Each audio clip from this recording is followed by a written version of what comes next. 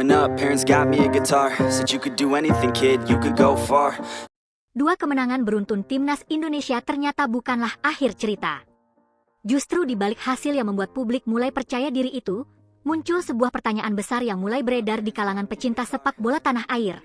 Apakah ini awal dari revolusi besar yang sedang dibangun oleh John Herdman? Saat Garuda mulai menunjukkan perubahan permainan ketika menghadapi tim nasional sepak bola Oman dan melanjutkan tren positif saat berhadapan dengan tim nasional sepak bola Mozambik, perhatian mulai datang dari berbagai arah.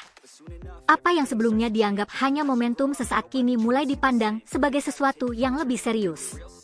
Indonesia terlihat bermain dengan ritme berbeda, organisasi yang lebih rapi, serta mental bertanding yang jauh lebih berani dibanding sebelumnya. Perubahan itu terasa bukan hanya dari hasil akhir, tetapi dari cara tim bermain. Para pemain tampak lebih disiplin menjaga bentuk permainan, lebih tenang saat ditekan, dan lebih berani mengambil keputusan di momen penting. Banyak yang mulai melihat bahwa ada sesuatu yang sedang dibangun secara perlahan di balik layar. Bukan sekadar mencari kemenangan cepat, tetapi membentuk fondasi tim yang bisa bertahan dalam jangka panjang. Filosofi permainan mulai terlihat lebih jelas.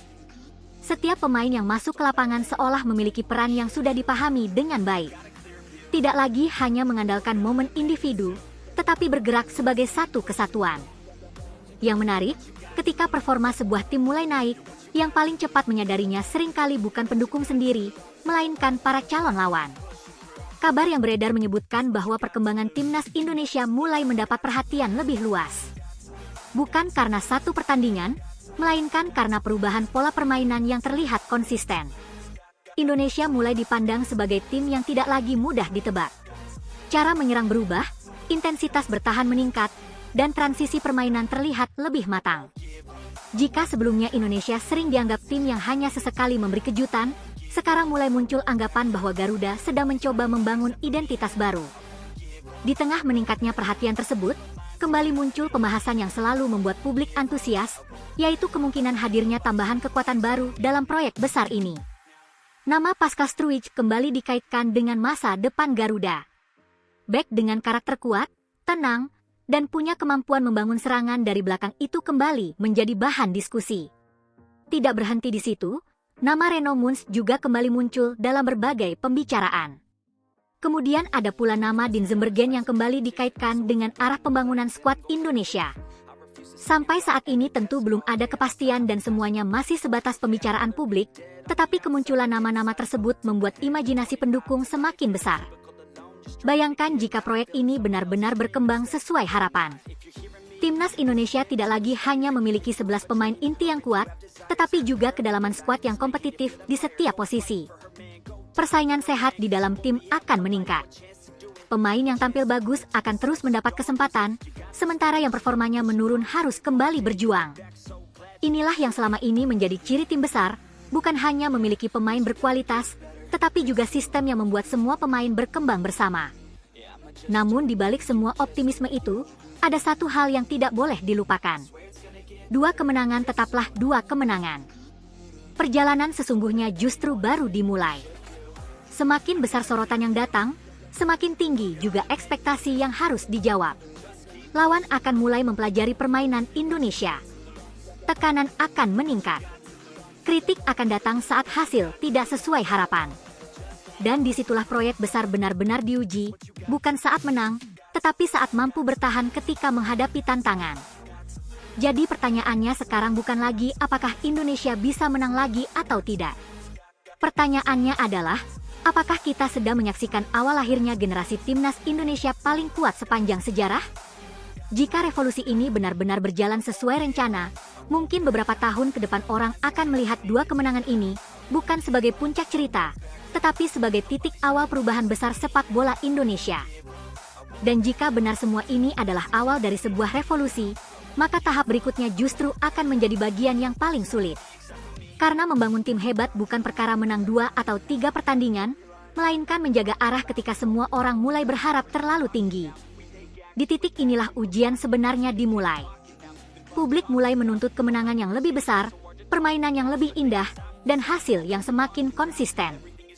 Namun di ruang latihan, target yang dibangun kemungkinan jauh lebih sederhana, berkembang sedikit demi sedikit setiap hari, memperbaiki detail kecil, dan menciptakan tim yang tidak mudah runtuh hanya karena satu kekalahan.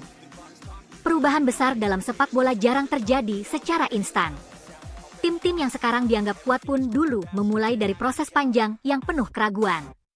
Karena itu, jika proyek Garuda memang sedang dibangun, maka yang paling penting bukan siapa yang datang, tetapi apakah sistem yang dibentuk bisa bertahan. Sebab sejarah menunjukkan bahwa tim yang hanya bergantung pada beberapa nama besar biasanya cepat bersinar lalu cepat menghilang. Sebaliknya, tim yang memiliki identitas permainan akan terus bertahan meskipun pemain datang dan pergi. Di sisi lain, para pemain yang sekarang sudah berada di skuad juga pasti menyadari satu hal penting. Posisi mereka tidak lagi aman hanya karena pengalaman atau popularitas. Jika proyek ini berjalan serius, maka persaingan akan semakin terbuka. Setiap latihan menjadi seleksi. Setiap pertandingan menjadi pembuktian. Tidak ada lagi istilah pemain inti yang tidak tergantikan.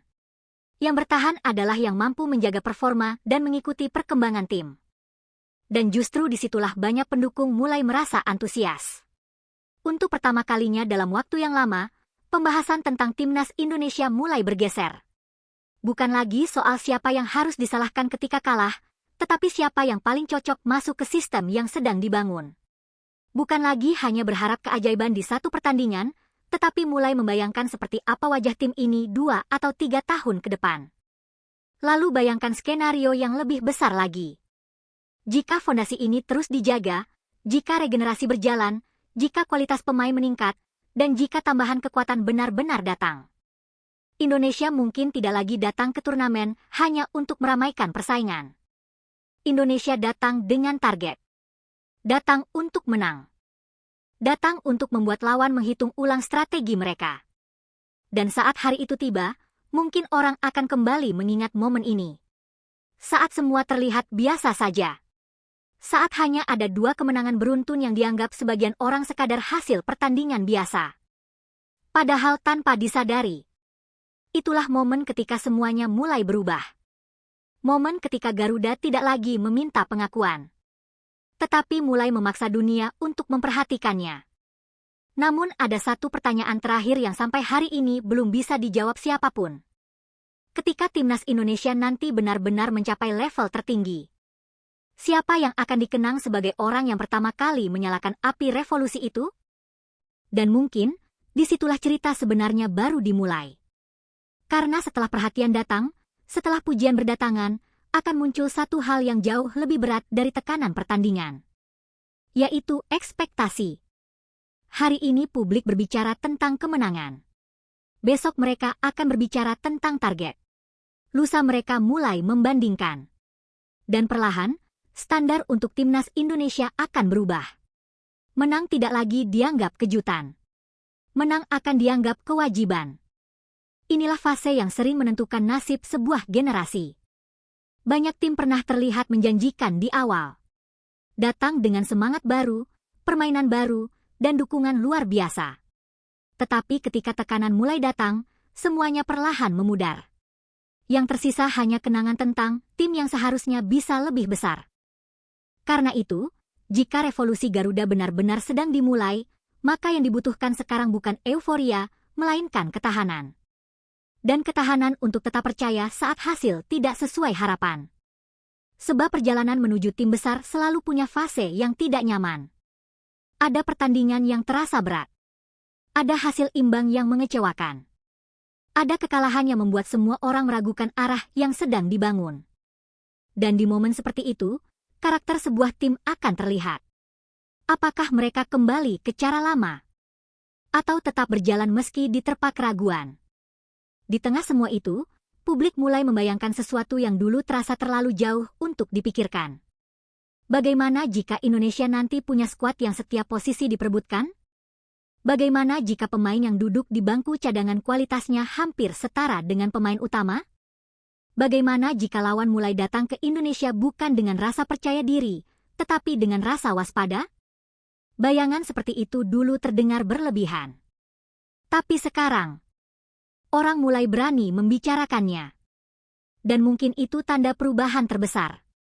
Bukan karena Indonesia sudah menjadi tim terbaik, tetapi karena untuk pertama kalinya, banyak orang mulai percaya bahwa Indonesia bisa menuju ke sana.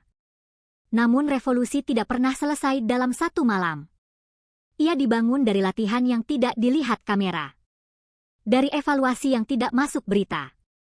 Dari keputusan sulit yang kadang tidak disukai publik. Dan dari keberanian untuk tetap melangkah ketika hasil belum sempurna. Maka dua kemenangan ini mungkin bukan pencapaian terbesar. Mungkin ini hanya undangan.